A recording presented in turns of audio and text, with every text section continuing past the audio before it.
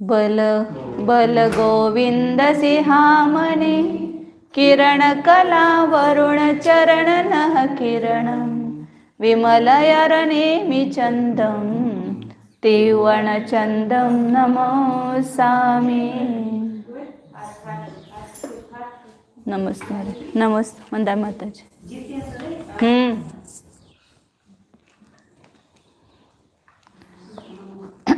श्री पुस्तक ठेवताना नेमीचंद्र आचार्य विरचित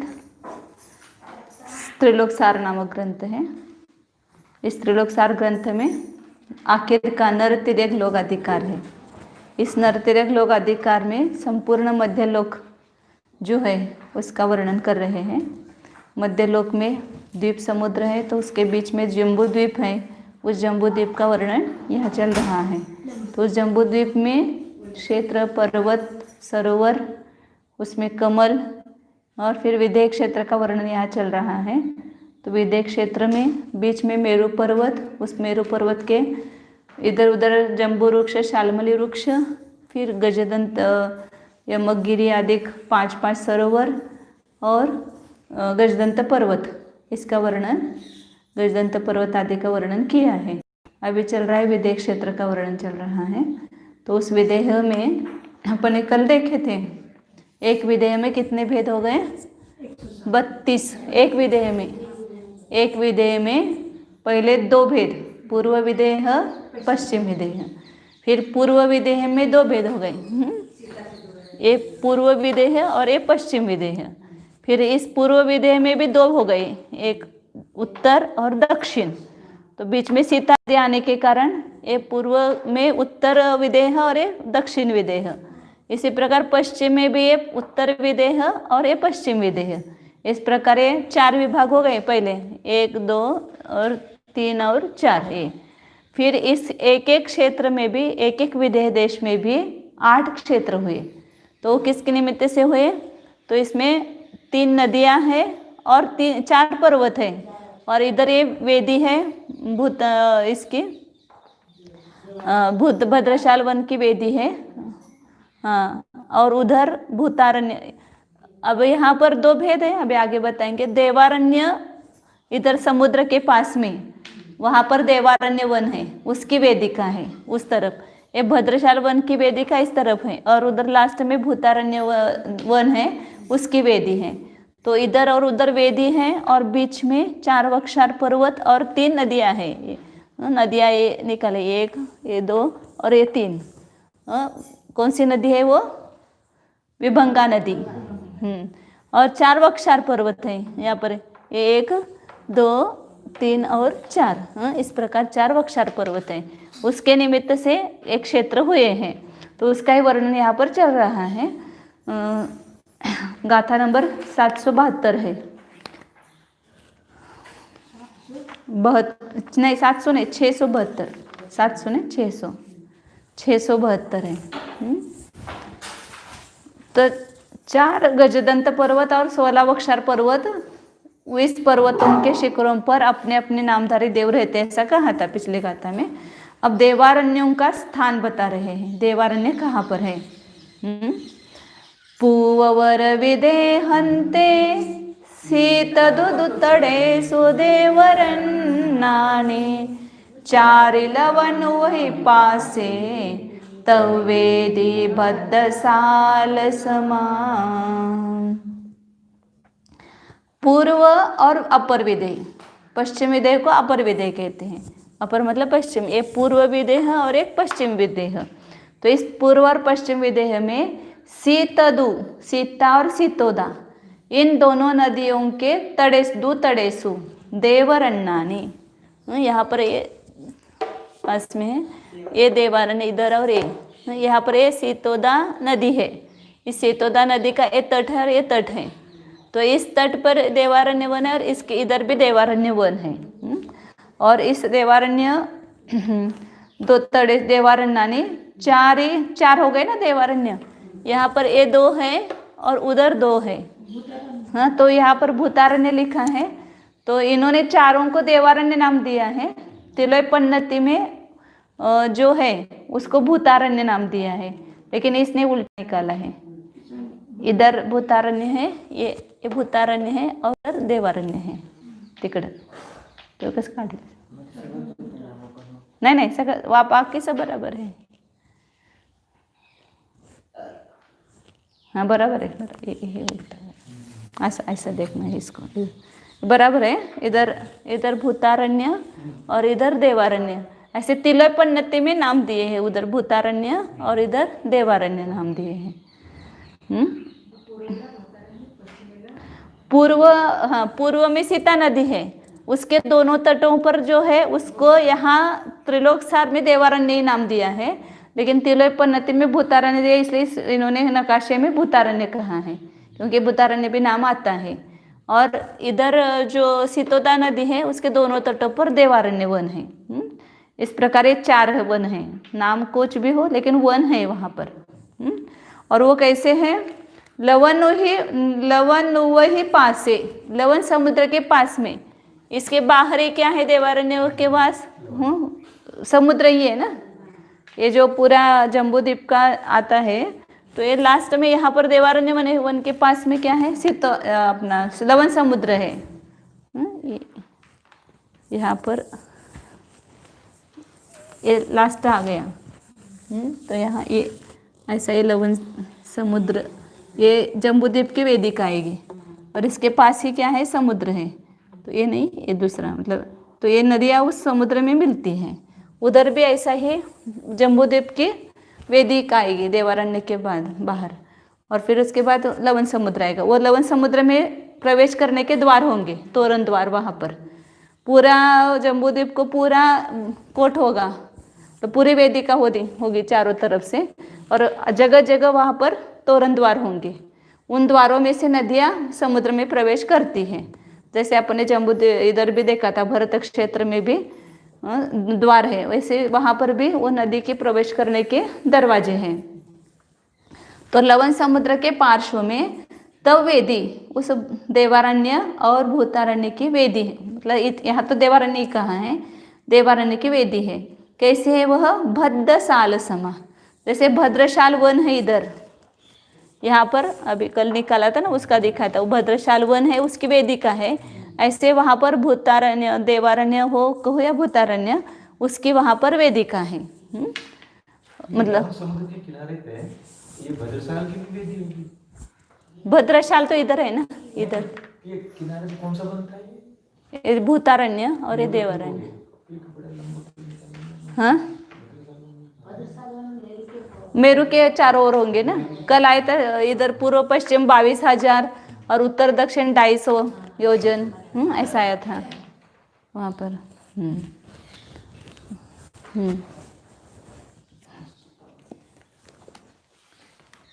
लवन समुद्र के निकट देवारण्य की वेदी है, और वो कैसी है? वह निषद और नील इन दोनों कुलाचलों को स्पर्श करती है. मतलब यहाँ से वहाँ तक लंबी ये देवारण्य की वेदिका है ना, यहाँ से यहाँ तक लंबी. मतलब इधर नील पर्वत को ये स्पर्श करती है, और ये नीचे की ये निषद पर्वत को स्पर्श करती है. तो ये ऐसे लंबी वेदी है पूरी. यहाँ पर भी ये पूरी वेदी है. इधर भी अंदर भी है और इधर बाहर भी है. और यहाँ बाहर जो वेदी है वहाँ पर वेदी मतलब ऐसे वो बाउंड्री रहती है ना, बॉर्डर करते हैं ना, बॉर्डर ऐसे जगह जगह वैसे होंगे. उसमें वो तोरण द्वार आदि होंगे उस वेदी में. जैसे अभी कोई भी अपन बगीचा बनाते तो सब चारों तरफ से उसको बॉर्डर बना देना. आगे तो इस प्रकार ये देवारण्य का स्थान बताए कि देवारण्य कहाँ पर है. अब यहाँ इस देवारण्य वन में कौन कौन से वृक्ष अधिक हैं उसका वर्णन कर रहे हैं.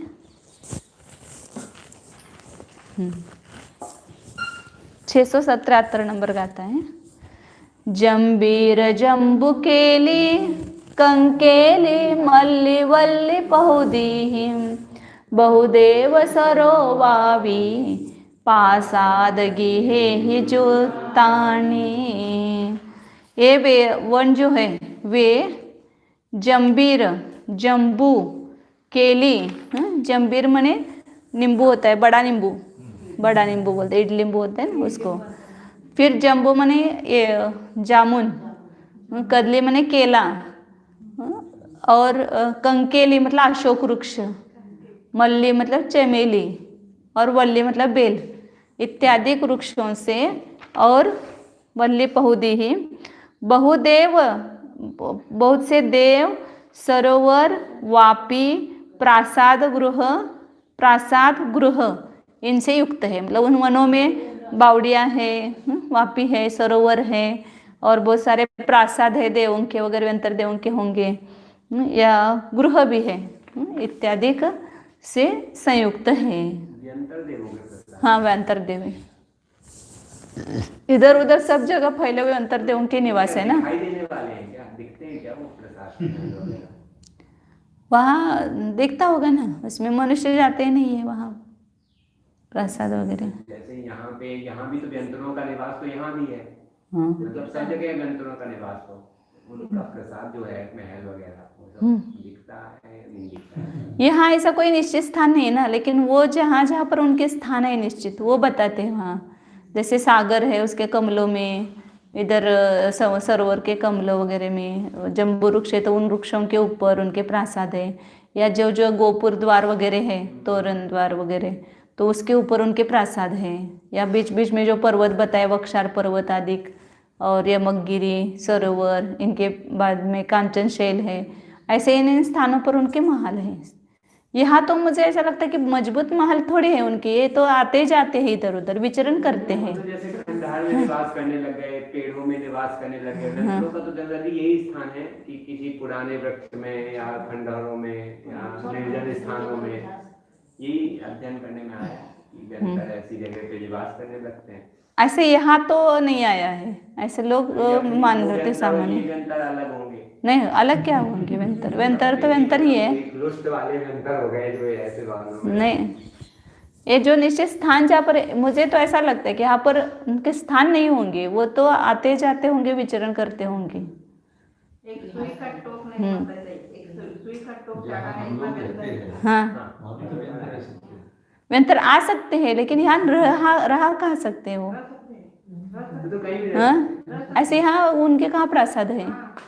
एक प्रसाद समझो तत्व सर्वत्र हाँ, प्रसाद वहाँ भी होंगे।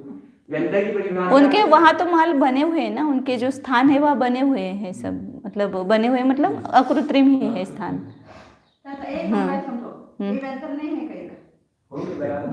हमें तो नहीं लगता है, आपको लगता है तो?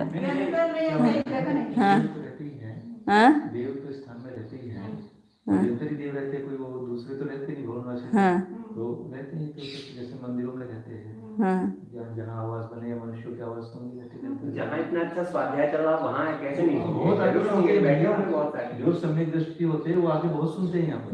मेरे तो पता नहीं। चल एक दवाई आती है, उसका ऐसा उसका है लिखा हुआ है कि वो दवाई अगर आपने आंखों में लगा ली, उसका बड़ा प्रोसीजर है, वो आंखों में लगा ली तो जितने व्यंतर वगैरह आसपास होते हैं वो सब दिखते हैं। अच्छा, आप प्रयोग करते क्या उसका? उसका बड़ा लंबा प्रोसीजर है, उस प्रोसीजर को फॉलो करके अगर आप कर सकते हैं तो मैं भी बहुत जीवन। अपने को तो विश्वास नहीं उस पर। चलो, ते यांनी एक विचारायचं होतं, हाँ ते परवा वृक्षाचं आलं होतं, जंबूशाल वृक्ष परिवार होते 12 कोट, हाँ, तिथे सामानिक, आत्मरक्ष, वो सब व्यंतरों के हैं देते ना। ते वैमानिक देव है ना, सामानिक, पारिषद। नहीं, ये तो सभी में है ना, चारों निकाय में है ना। भवनवासी में भी ये सब इंद्र, सामानिक, त्रायश्रंश, लोकपाल, अंगरक्षक, ये सब रहते हैं ना, तनुरक्षक वगैरह। केवल उसमें व्यंतर और उसमें ज्योतिष्क में त्रायश्रंश और लोकपाल नहीं है। अगर नहीं है तो फिर निश्चय ही बोलने का क्या मतलब हुआ? नहीं, मुझे लगता है मतलब आते हैं जाते हैं ऐसे विचरण करते हैं ना सब जगह, वो स्थायी रूप से वहां पर रहते हैं ऐसा। स्थायी तो हाँ स्थायी कैसे मंदिरों में स्थायी रहते हैं, दर्शन किया सब जगह स्थायी, मंदिरों में स्थायी कैसे रह सकते हैं? बाधा बहुत सारी बाधा है। अरे मंदिर का है तो पवित्र स्थान ना, वहाँ रहेंगे कैसे? वो क्या करेंगे वहाँ बैठ करके? भोग करना, विलास करना, सब चीजें करना, तो मंदिर में कैसे स्थायी रहेंगे वो? मंदिर में थोड़ा। चलो, अपने को पता नहीं, जब देव बनेंगे तब पता चलेगा। आगे नहीं तो ये जो स्थान स्वर्गों में होते स्वर्गों के देवों को देखते होंगे, अपन को नहीं दिखते। हाँ चलो दिखते आगे। हाँ बेल वृक्ष और देव सरोवर, बावड़ी और प्रासाद और गृहों से वे संयुक्त हैं। हाँ आगे अब विदेह देशों के ग्रामाधिक का लक्षण बताते हैं। उसमें देशों में ग्राम नगर करवट आता है ना, उसमें अभिषेक पाठ में वो सब बता रहे हैं यहाँ पर। हाँ देशे पुह पुह गामा छन्नौदी कोड़ी नयर खेड़ाय खवड़ मडंब पट्टण दोणा संवाह दुग्गड़वी 26 मदो सोलम 24 चौकमेव अडदालम नव नवदी 14 अडवी समकमसो सहस्र गुणा। देशे देश में ये विदेह देश है, 32 देश बताए। इसमें अलग अलग पृथक अलग अलग विदेह क्षेत्र में 96 कोड़ी गामा ग्राम। ग्राम कितने होते हैं? 96 करोड़।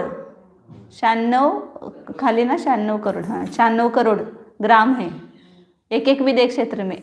भारत देश से भी बड़ा हो गया है। भारत देश से बहुत आबादी 130 करोड़ है और ये 96 करोड़ तो बाहर ही है। हाँ तो पूरा विश्व भी हो गया, विश्व से जितना बड़ा। अपन जानते हैं। मैं अभी कल बताया था ना कि एक भरत क्षेत्र 526 योजन है और ये 16,000 योजन इसकी लंबाई होती है। 16,000 से ज्यादा ही, इधर से इधर तक तो 32 गुने हो गई इसकी लंबाई खाली, और वो चौड़ाई अलग है। 526 योजन है ना, ऐसा यहाँ से नीचे से ऊपर अपन दक्षिण उत्तर। हाँ हाँ 526 योजन है और ये 16,000 से ज्यादा आता है। हाँ क्योंकि इधर से इधर 33,000 है, ये यहाँ से लेकर यहाँ तक 33,684 योजन है। तो इसका आधा ये बीच में 500 योजन की नदी गई तो 33,184 रह गया। हाँ मनुष्य तो नहीं विदेह क्षेत्र में। कहाँ पर? विदेह क्षेत्र में बहुत मनुष्य है, बहुत मनुष्यों की जो संख्या है सब विदेह क्षेत्र में ही है ना। सब 29 अंक का प्रमाण मनुष्य है तो ज्यादा विदेह क्षेत्र में ही है। आगे पुह पुह गामा अलग अलग ग्राम 96 कोड़ी कितने हैं? 96 करोड़ है। नयर खेड़ा नगर खेट खवड़ मटंब पट्टण दोना संवाह, मतलब नगर खेट करवट मटंब आगे आगे पत्तन द्रोण संवाह और दुर्गाटवी, ये कितने कितने यहाँ पर संख्या बताया और उसका अर्थ आगे बताया है अगले गाथा में। 26 ये सब हजार लगाना, 26,000 नगर है। हाँ फिर 16 कहाँ गए? 26 मदो 16,000 क्या है? खेत है। फिर 24,000 करवट है। करवट, करवट को खरवट बोल रहे हैं ना, खेड़। फिर मडंब, मडंब कितने हैं? 4,000 है। चौक लगा ना। फिर पट्टन कितने हैं? अड़दाल मतलब 48,000। द्रोण जो है वह 9 मतलब 99,000। और संवाह जो है वह 14 मतलब 14,000। और दुर्गाटवी जो है वो 28 मतलब 28,000। कमसो सहस्र गुना, ये सबको 22,000 करोड़। हाँ, करोड़ नहीं, करोड़ तो केवल ग्राम है। 96 करोड़ ग्राम है, बाकी सब हजार में है। नगर हजार है, नगर 26,000, खेत 16,000, खरवट 24,000 और मडंब 4,000 बताए ना। पत्तन 48,000, द्रोण 99,000, संवाह 14,000 और दुर्गाटवी है। अब ये किसको बोलना वो अगले गाथा में बताते हैं। ग्राम किसको बोलना, नगर किसको बोलना, खेत। अपन तो दो पता है सबको, एक नगर और ग्राम, शहर और ग्राम। जो खेड़े गांव होता है उसको ग्राम बोलते हैं और बड़ा शहर होता है उसको नगर बोलते हैं। लेकिन यहाँ सब अलग अलग नाम उसके दिए हैं। हाँ उसमें जो ग्राम नगर खेत करवट मटंब द्रोण समान नंदनम कुरु कुरु उसमें आता है। हाँ अब आगे बताते हैं उसका अर्थ।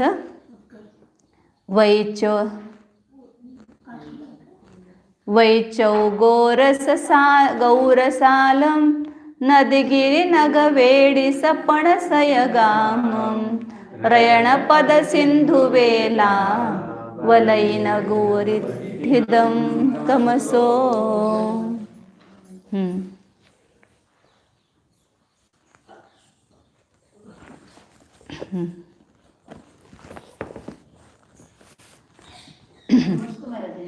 पहला क्या है? नगर। नगर बताए ना पहले। हाँ, नहीं, ग्राम। ग्राम किसको बोलते हैं?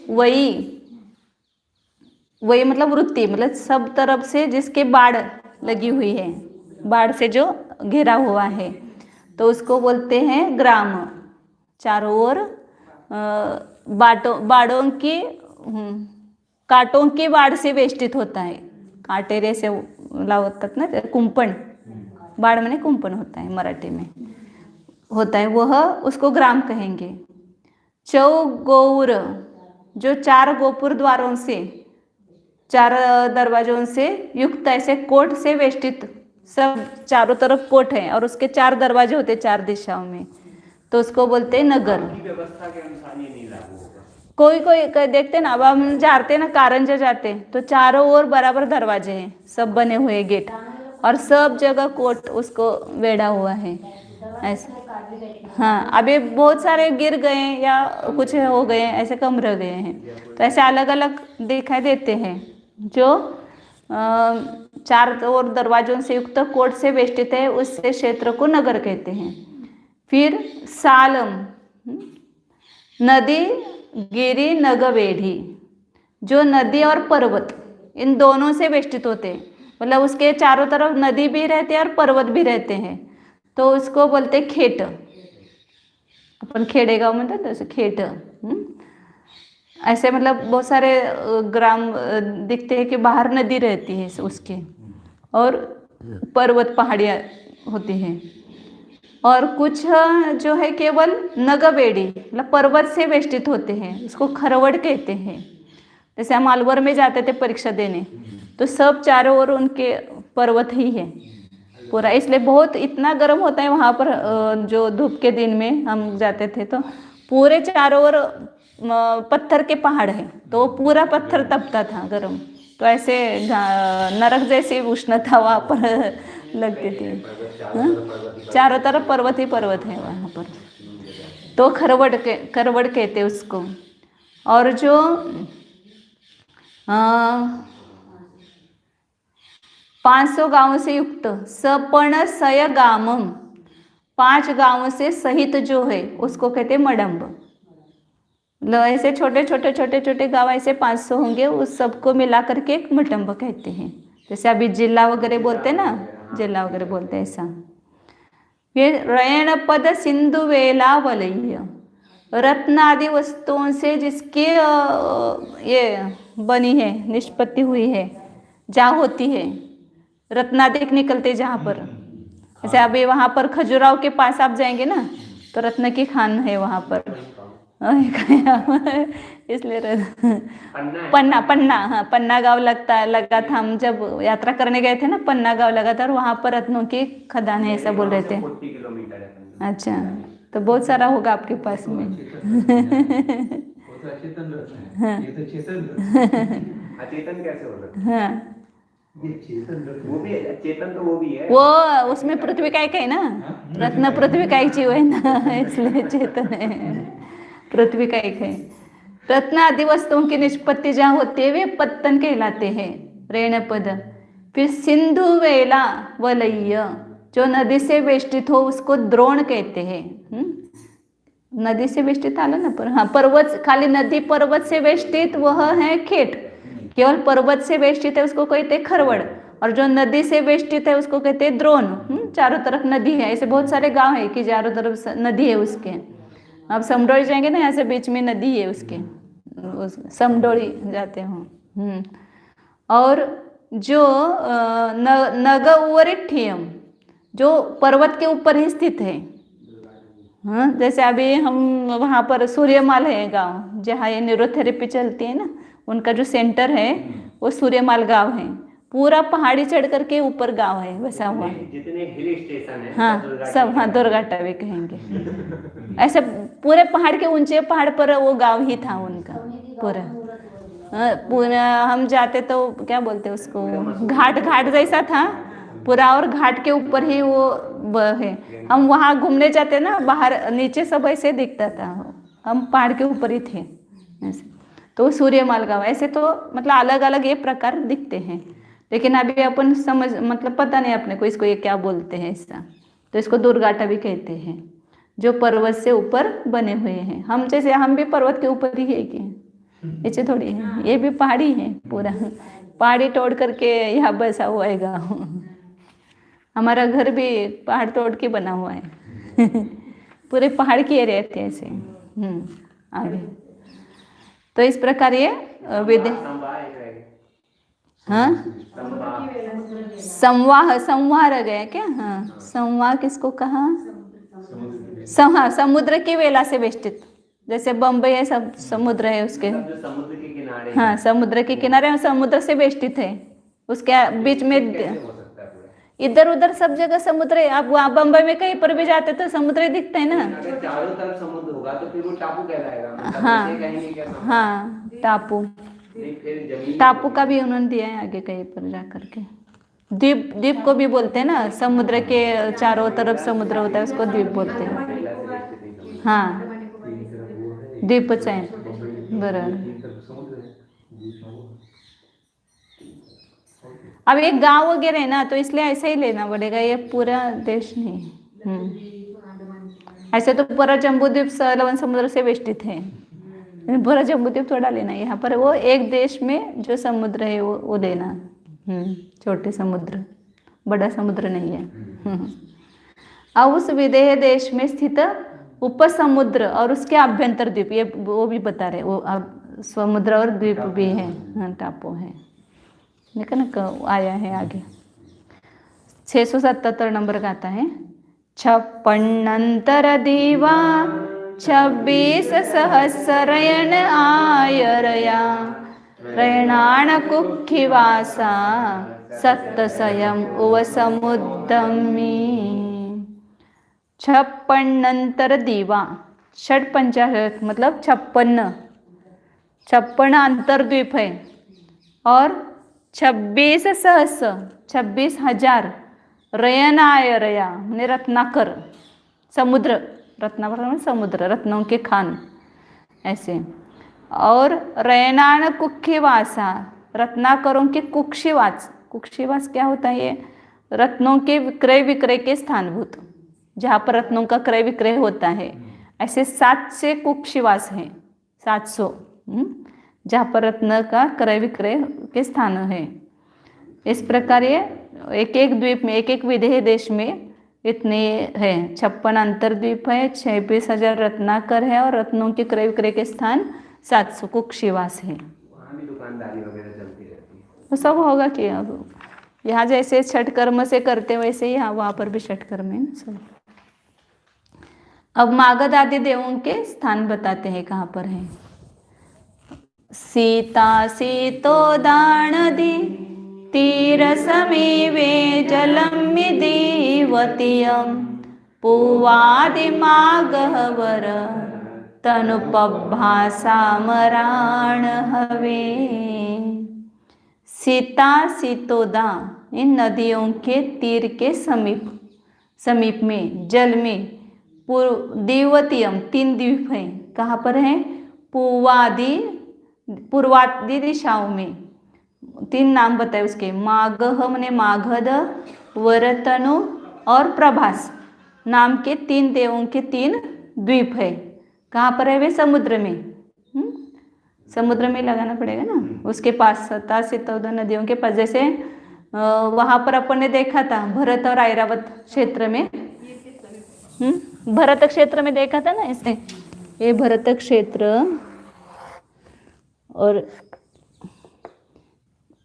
यहाँ पद्म सरोवर, ये ऊपर हिमवान पर्वत पर, और यहाँ से गंगा नदी निकली इस पूर्व तोरण द्वार से, और दक्षिण की ओर आकर के वैसे गई है।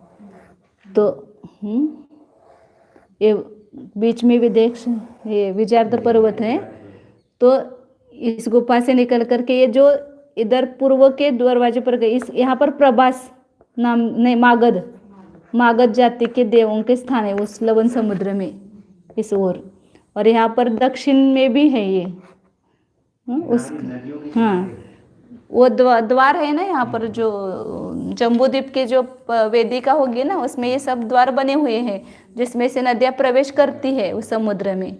तो वहाँ पर उस प्रवेश द्वार से ही चक्रवर्ती जा करके इस मागध देव के ऊपर विजय प्राप्त करता है, देवों को भी अपने अधीन करता है चक्रवर्ती। वहाँ जो व्यंतर देव रहते हैं वहाँ पर। और इधर वर्तनु नाम के देव है। और इधर ये जो सिंधु नदी निकली है ये, और वो नीचे आकर के वो यहाँ पर पश्चिम समुद्र में मिलती है, पश्चिम की तरफ। तो यहाँ पर प्रभास नाम के देव है, यहाँ पर ये वर्तनु है और यहाँ पर मागध है। उसी प्रकार इधर सीता और सितोदा नदी जहाँ मिलती है समुद्र में, तो वहाँ पर भी ये 3 प्रकार के देवों के ये है, निवास है। तो 3 द्वीप है 3। कहाँ पर है ये? सीता और सीता नदी, मतलब इधर सितोदा नदी के किनारे होंगे, इधर उस समुद्र की तरफ, और उधर सीता नदी के किनारे। वहाँ पर कहाँ पर बताया ना इन्होंने? पूर्व विदेह में सीता के तट के समीप जल में है और पश्चिम विदेह में सितोदा के तीर के समीप जल में है। प्रत्येक देश की 2-2 नदियां जिन द्वारों से सीता सितोदा नदी में प्रवेश करते हैं, उन द्वारों के और उन द्वारों के बीच में जो द्वार है उनके समीप जल में उन देवों के। तो ऐसा लेना पड़ेगा यहाँ पर। यहाँ पर ये 2 नदियाँ निकलेगी ना, अभी यहाँ पर ये है। तो ये जो नदियाँ है ये कुंड में से निकली है, गंगा और सिंधु, और ये सीता सितोदा में मिलती है ना। तो यहाँ पर इनके ये द्वीप हैं, यहाँ पर बता रही हूँ। बनाए तो हैं बीच में, 3 द्वीप बनाए तो हैं बीच में। हाँ, द्वीप है ये, 1, 2 और 3 द्वीप है। हाँ, बराबर है। जैसे ये गंगा नदी जहाँ पर प्रवेश किया और ये सिंधु की है ना, और ये यहाँ पर है, तो इसी प्रकार ये 3 द्वीप बने हुए हैं वहाँ पर। ये उत्कर्ष है। हाँ, बराबर है। ये जहाँ से ये दोनों नदियाँ सीता नदी में और सितोदा नदी में मिलती हैं, वहाँ पर 3-3 द्वीप सब जगह लगाने पड़ेंगे। ऐसे सब जगह आएंगे ना, 32 क्षेत्र है, तो प्रत्येक विदेह में 3-3 द्वीप होंगे, क्योंकि प्रत्येक विदेह में ये 2 नदियाँ निकली हैं और वो सीता सितोदा में मिली हुई हैं। तो ऐसे चक्रवर्ती का संबंध तो केवल इन्हीं वाले व्यंजनों से है ना? हाँ, चक्रवर्ती जो विजय, हाँ, उनको विजय प्राप्त करते हैं इन तीनों से। हाँ, बाकी और तो नहीं है ना? और भी है ना वहाँ पर, जो विजयार्ध पर्वत पर जाते हैं तो वहाँ गंगा कुंड में वो जी गिरती है, वहाँ की देवियाँ हैं। ऐसे बहुत सारे हाथ लगते हैं उसको। महापुराण में सबका वर्णन आया है। संबंधी जितने भी देवी देवता जो भी सामग्री सब पे विजय प्राप्त करता है। हाँ, सभी अपने आप आकर के, अभी चक्रवर्ती यहाँ पर आया है ऐसा जब पता चलता है, तब सब अपने आप भेंट लेकर के आते हैं और उसको नहीं, बहुत सारे आते हैं उसमें। हाँ, यहाँ पर वो जाता है, सेनापति जाता है, यहाँ चक्रवर्ती को भी जाने की जरूरत नहीं पड़ती है। सेनापति जाता है, उस मागध देव का जहाँ निवास होता है ना, उस समुद्र के अंदर भीतर उनके निवास बने हुए हैं, तो वहाँ पर वो पानी में से करके जाता है, प्रवेश करके उनके यहाँ, उनके पास जो हाँ, वो हिमवान पर्वत के ऊपर जो देव है उस वहाँ पर भी बांध छोड़ता है चक्रवर्ती एक। तो वहाँ देव जो है उनको समझता है कि ये चक्रवर्ती आया है, तो उसके स्वाधीन होता है। ठीक है, आगे विदेह क्षेत्रगत। अब वर्षाधिकों का स्वरूप, वर्षाधिक मतलब क्षेत्राधिकों का, नहीं, वर्षा मतलब जो बारिश का स्वरूप बताते हैं, कितनी वर्षा होती है, कितने दिन तक होती है। चक्रवर्ती तो सभी जगह नहीं होते हैं ना, विदेश क्षेत्र में जो चक्रवर्ती होते हैं। अभी सब बताएंगे आगे, इसमें आएंगे चक्रवर्ती वगैरह। वरसंती काल में हाँ सत्तवे हाँ सत्त दिवस वही, वरिसा काले बारस दोना बिहान भा। वरसंती काल में, हाँ काल मेघ जो है वो वर्षा काल में कितने प्रकार के, वे 7 प्रकार के काल मेघ हैं। वे 7 दिन तक वर्षा करते, 7 दिन एक मेघ, फिर 7 दिन, फिर दूसरे 7, तीसरे 7 दिन, ऐसे 49 दिन तक ये वर्षा होती है काल मेघ की। फिर उसके बाद द्रोण नाम वाले 12 प्रकार के धवल मेघ है। वरिसा काले धवला दोना बिहान भा। द्रोण नाम के जो मेघ है अभ्र, वे कैसे होते, धवल श्वेत होते हैं। काल मेघ ये काले मेघ होते हैं और ये धवल जो है वो श्वेत मेघ है। इनकी भी बारिश 7-7 दिन होती है। 12 प्रकार के, तो 12 गुणित 7 कितने हो गए, 84 दिन, 84 दिन तक हो गई। और काल मेघ की वर्षा कितने दिन तक हुई, 49 दिन तक। शुरू में था ना बहुत बादल छाते हैं, जैसे जब गर्मी से बारिश का समय आता है तो वह काले काले मेघ छाते हैं ना सब, तो ऐसे वो 49 दिन तक वो वर्षा होती है। और उसके बाद 84 दिन तक सफ़ेद मेघ से 7-7 दिन तक, ऐसे 84 दिन तक।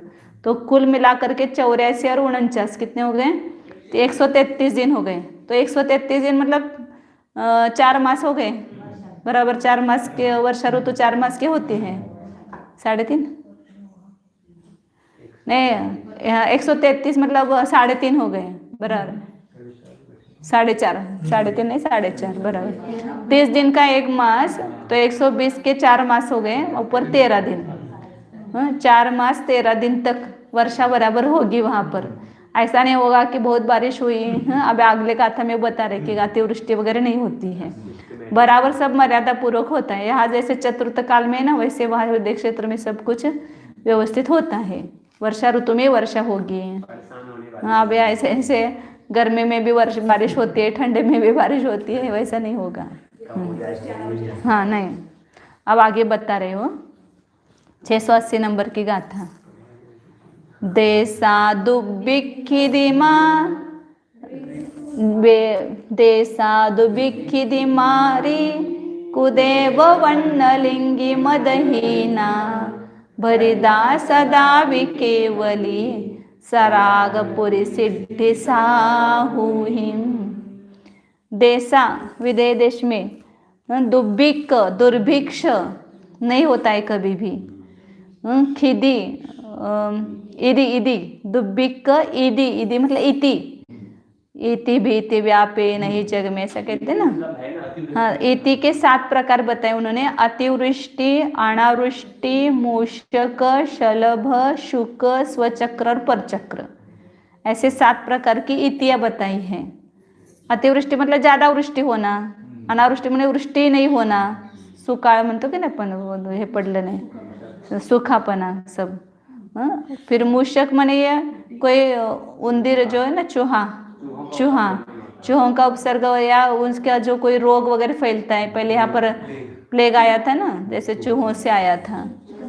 वैसे भी चूहे बहुत परेशान करते हैं। हाँ आगे फिर वो शलभ माने टिड्डी वगैरह होते हैं ना, ये पतंग जैसे होते हैं, हाँ उनका उपद्रव, उनकी बारिश होती है।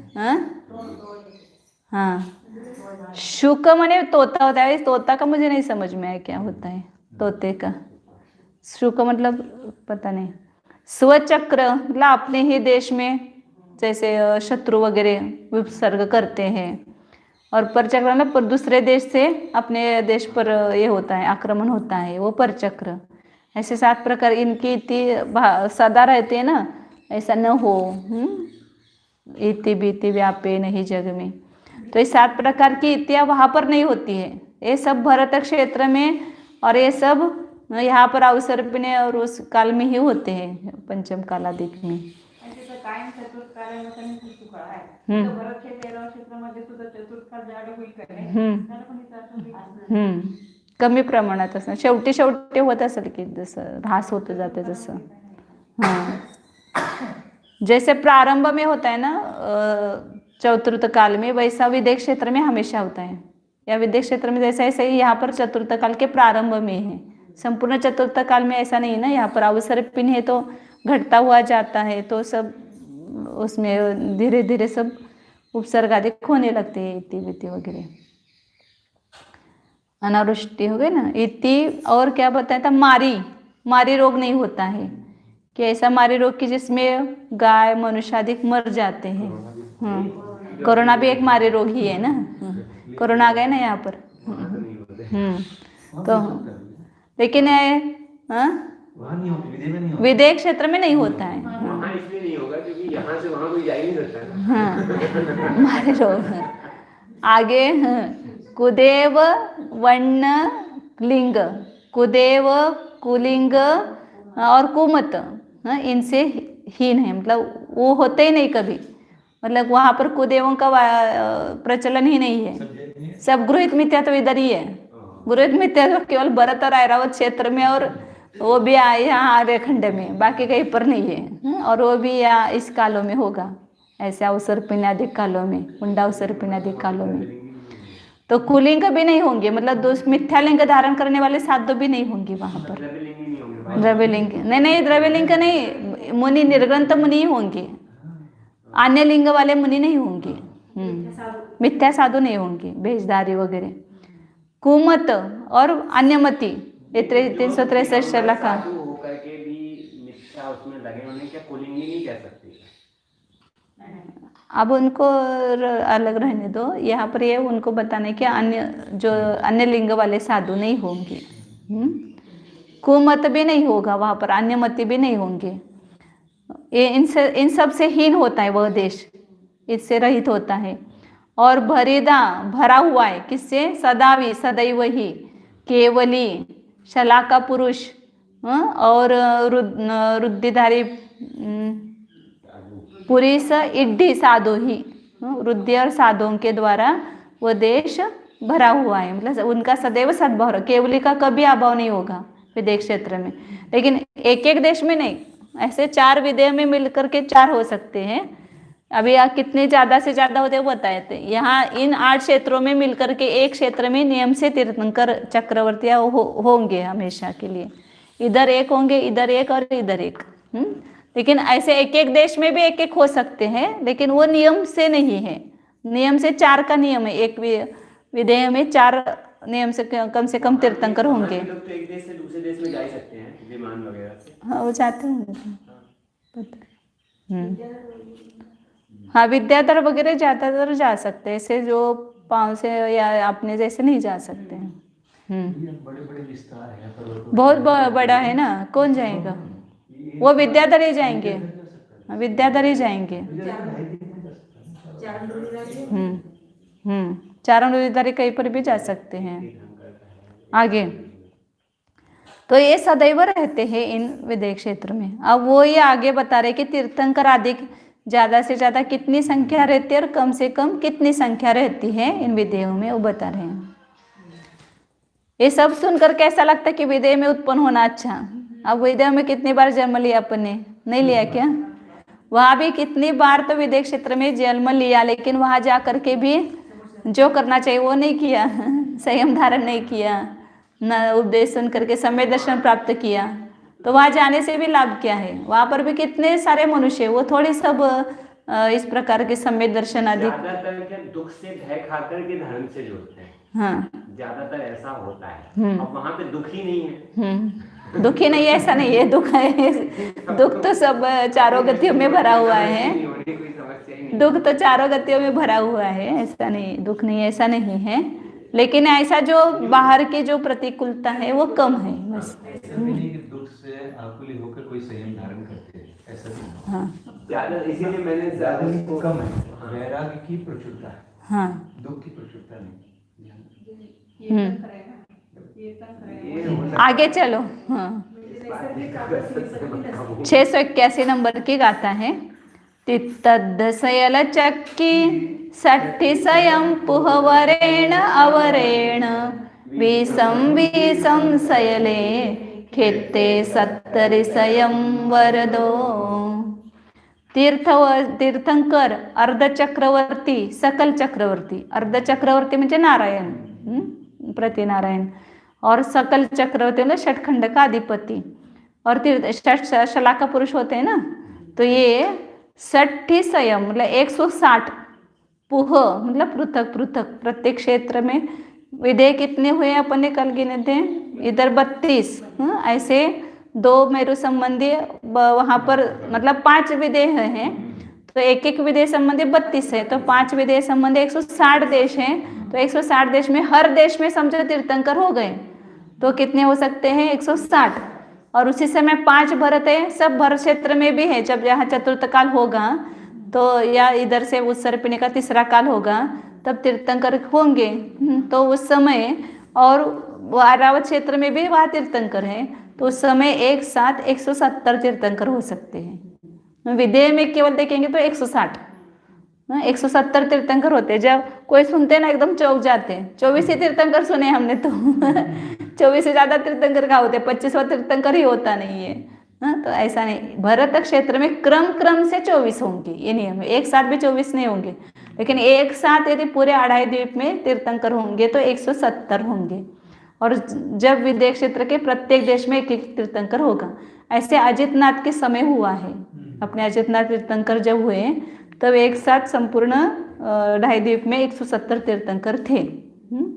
170 तीर्थंकर भी हो सकते हैं, 170 चक्रवर्ती, 170 नारायण अर्ध चक्रवर्ती, 100 प्रति नारायण, 170 चक्रवर्ती ये अपने कामदेव, ऐसे 170 हो सकते हैं एक साथ हो सकते उतने शलाका पुरुष में से।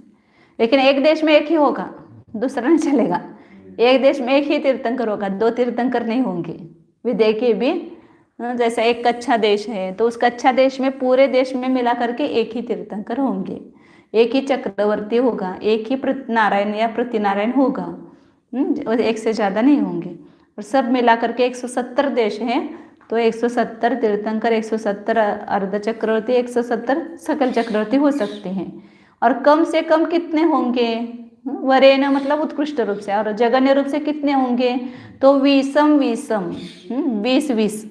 मतलब वहां पर भरत और ऐरावत क्षेत्र में अभी कोई नहीं है, तीर्थंकर चक्रवर्ती नारायण प्रतिनारायण नहीं है, और विदेह क्षेत्र में ही होंगे। और विदेह क्षेत्र में एक विदेह में ये इधर एक उधर एक इधर एक और इधर एक, तो एक विदेह संबंधी 4, ऐसे 5 विदेह संबंधी कितने हो गए 20। अभी सीमंतरादि 20 है ना विद्यमान तीर्थंकर, तो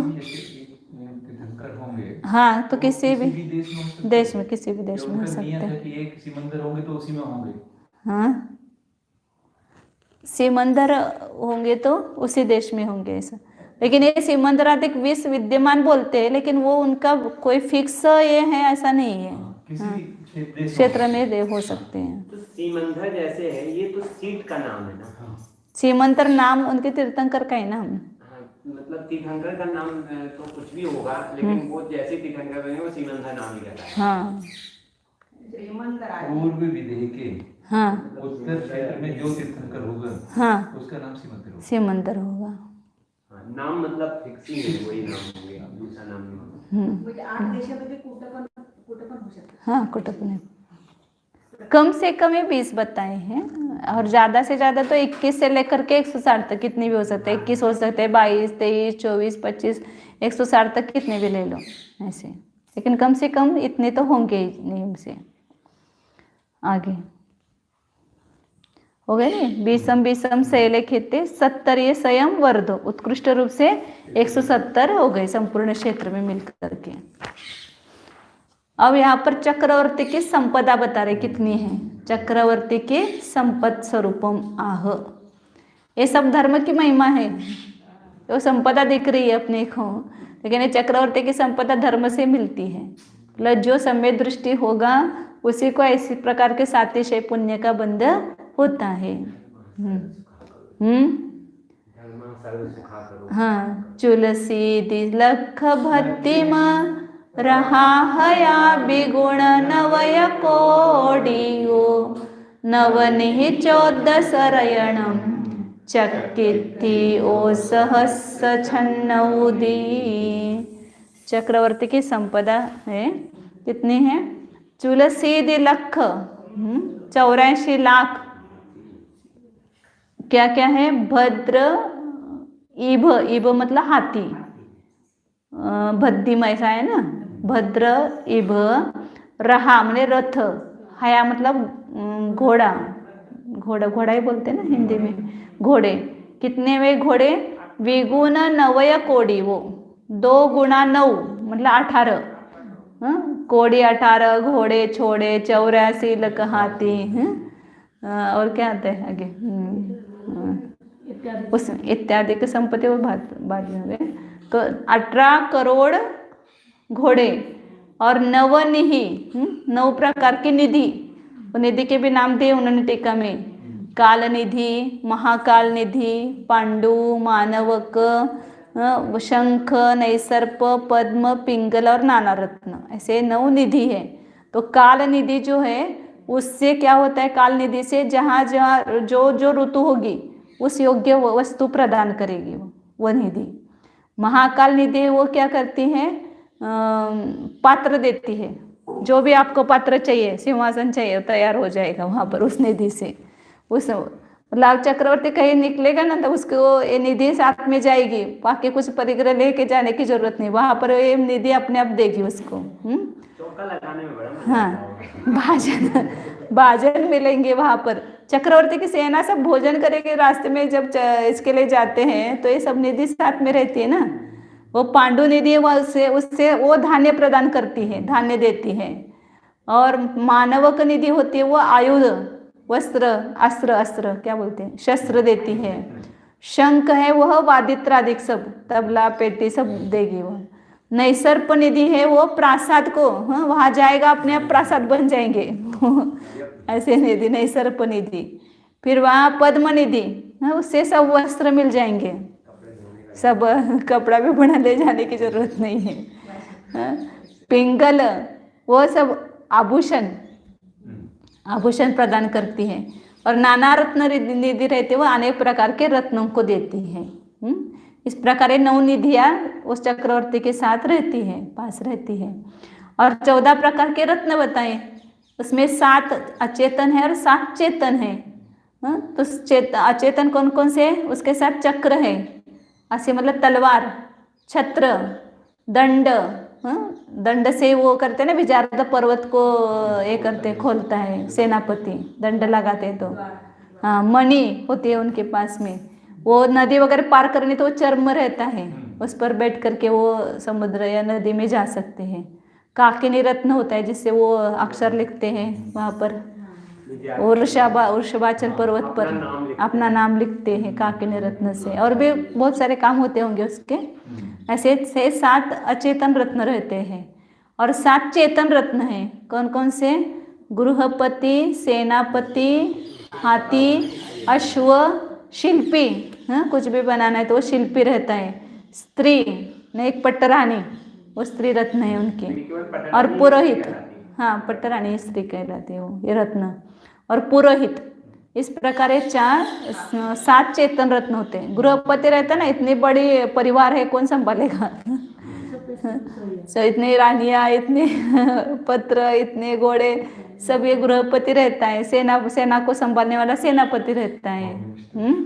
और एक मुख्य हाथी होता है उनका, कोई एक घोड़ा होता है, वो रत्न कहलाता है।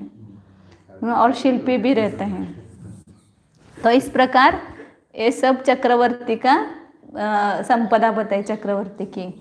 अब इसमें चक्रवर्ती सबसे बड़ा है ना राजा, तो उसके निमित्त से राजा, अधिराजा, महाराजा ये शब्द आते हैं ना, उसके अर्थ बता रहे हैं। मंडलिक, महामंडलिक ऐसे। हाँ, तो उसी का स्वरूप बता रहे हैं। अन्य 683 नंबर से लेना है।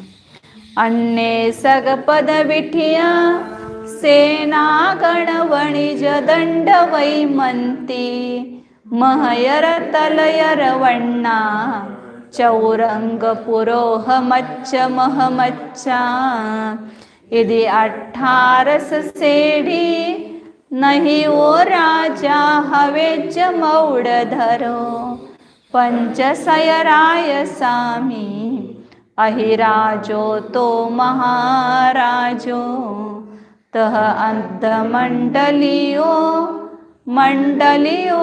तो महादिमंडलियो मंडलियो तियछ खंडाण हिवा पहुणो राजान दुगुण दुगुणान। पहले 18 प्रकार की श्रेणी बताई है, 18 श्रेणियों के नाम। 18 श्रेणियों का जो अधिपति होता है उसको कहते हैं राजा कहते हैं। तो 18 प्रकार की श्रेणियां क्या क्या है? तो अन्य सगपद विठिया, अपने स्वक पदवी में स्थित सेनापति, से पति शब्द लगाना है सबको। सेना गण वणिज दंड वही, वही है ना शब्द, वही मतलब पति होता है। सेनापति पहला कौन सा बताया? सेनापति मतलब सेना नायक जो होता है वो। फिर दूसरा है गणकपति, गणकपति मतलब ज्योतिषियों का अधिपति, ज्योतिष जानते हैं ना, उनका जो मुखिया रहता है, मुख्य ज्योतिषी, उसको कहते हैं गणकपति। फिर तीसरा कौन है? वणिजपति मतलब व्यापारियों में जो प्रमुख रहता है वो वणिजपति। फिर दंडपति, दंडपति मतलब संपूर्ण सेना नायक ही होता है, सेनाओं का नायक, सेनाओं का नायक मुख्य, हाँ दंडपति।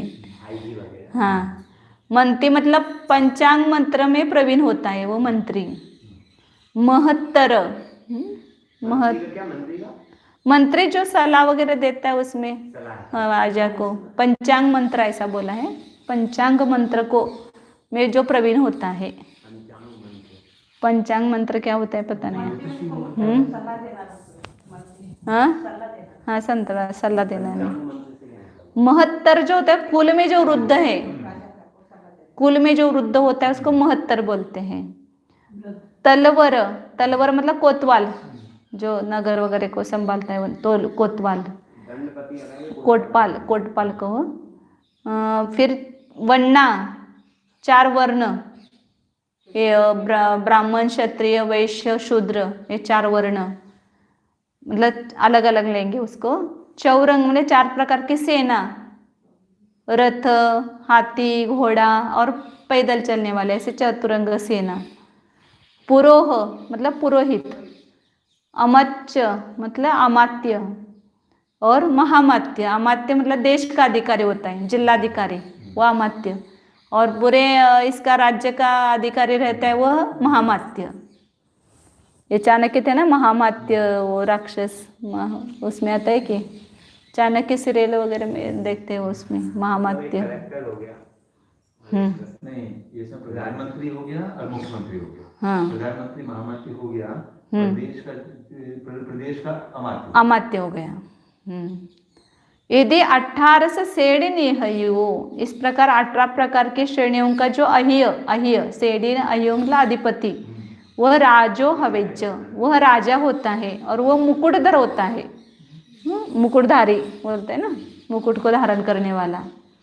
और 500 राजस्वामी अहिराजो, 500 ऐसे 500 राजा, एक एक राजा का इतना 18 श्रेणियों का अधिपति वह, और ऐसे 500 राजा मिलकर के एक अधिराजा होता है, 500 राजाओं का स्वामी। और फिर उसके बाद महाराजा, अर्धमंडलिक, मंडलिक और महाधिमंडलिक, 3 खंड का अधिपति और 6 खंड का अधिपति, ये सब दुगुण दुगुणानम राजान पहुणो, दुगुने दुगुने राजाओं के स्वामी होते हैं। अधिराजा 500 राजाओं का स्वामी हो गया, महाराजा 1000 राजाओं का स्वामी हो गया, अर्धमंडलिक 2000 राजाओं का स्वामी हुआ, मंडलिक जो है वह 4000 राजाओं का स्वामी हुआ, महामंडलिक 8000 राजाओं का स्वामी, और अर्ध चक्रवर्ती 16000 राजाओं का स्वामी, और चक्रवर्ती 32000, ऐसा बोलते हैं ना मुकुटबद्ध, 32000 राजाओं का जो स्वामी होता है वह चक्रवर्ती होता है। तो इस प्रकार ये राजा महाराजा आदि का स्वरूप बताया।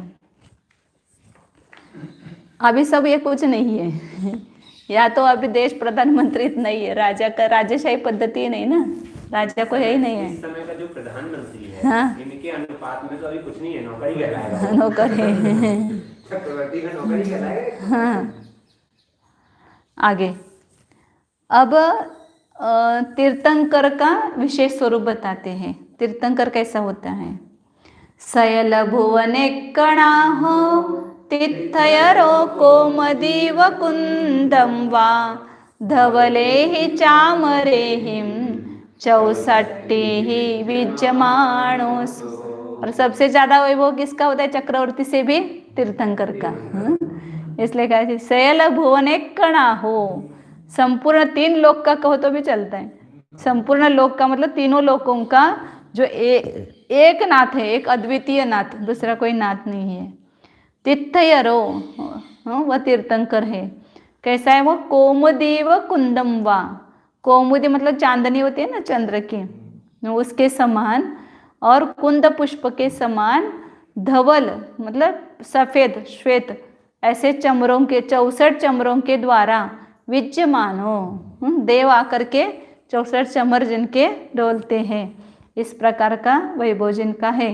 और भी केवली बनने के बाद ये वैभव कहलाएगा ना? हाँ, शुरू से थोड़ा ना कहलाएगा, तीर्थंकर होने के बाद ही होगा ना। हाँ, जब केवल शुरू से तो उनका जो है देवकृत सब होता है, वैभव वगैरह, 5 कल्याण 1 वगैरह, 64 चमर तो अरिहंत बनने के बाद ही होंगे ना 64 चमर। चक्रवर्ती का तो शुरू से ही है। चक्र बनने के बाद ही ना, चक्रवर्ती होने के बाद ही, चक्रवर्ती के शुरू से थोड़ा होता है वो भी। जीतने के बाद जब चक्र रत्न प्रकट होता है और सब जीत करके आता है तब वो चक्रवर्ती बनता है। अब विदेह, बाहुबली का नहीं थी कैसे चक्रवर्ती नहीं होगा। हाँ बाहुबली भगवान है ना, हाँ, जब बाहुबली का नहीं थी बाहुबली को नहीं जीता तो चक्रवर्ती नहीं बना। तो एक भी राजा शेष है 32,000 में से, तो वो चक्रवर्ती नहीं हो सकता है, चक्र विजय नहीं हो सकते उसके। तभी तो चलाया, ये तो नहीं चलाता। चक्र रत्न पहले प्रकट हुआ, उस चक्र को लेकर ही घुमा ना वह। चक्रवर्ती चक्र तो सामने सामने जाता है ना उनके। हाँ, चक्रवर्ती, प्रकट होने का मतलब ये है कि अब आप विजय के लिए हाँ, प्रस्थान करो, बराबर है। किंतु होंडा उस काल के दोष है। हाँ, बाहुबली ने भरत का बराबर। नहीं तो चक्रवर्ती का कोई नहीं। चक्रवर्ती का पराजय कभी होता नहीं है, लेकिन एक उंडाव सर्पिणी काल के निमित्त से बाहुबली ने विजय प्राप्त किया और भरत चक्रवर्ती की पराजय हुई। ऐसे उसे भी पराजय नहीं कह सकते हाँ, कि हार गया है। बराबर। वो तो चक्ररत्न उनको ही प्राप्त हुआ, लेकिन एक अपमान हुआ उनका, चक्रवर्ती का अपमान हुआ वहां पर। अब विदेह विजयानाम नामानि गाथा चतुष्टय। अब विजय, विदेह के जो विजय मतलब देश, विजय का अर्थ क्षेत्र, विजयार्ध बोलते हैं ना, जो देश को आधे देश पर रहता है वो विजयार्ध पर्वत। इसमें भी सब विजयार्ध पर्वत रहते हैं। हाँ,